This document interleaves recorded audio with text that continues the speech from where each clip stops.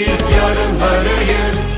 Atamızın en büyük emaneti, 100. yılında Cumhuriyet'in, özgür aydınlık Türkiye'nin umuduyuz, bekçisiyiz, yarınlarıyız.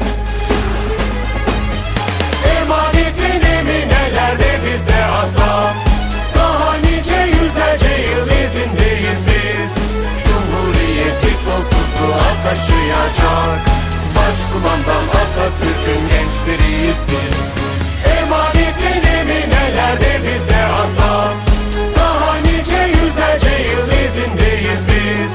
Cumhuriyeti sonsuzluğa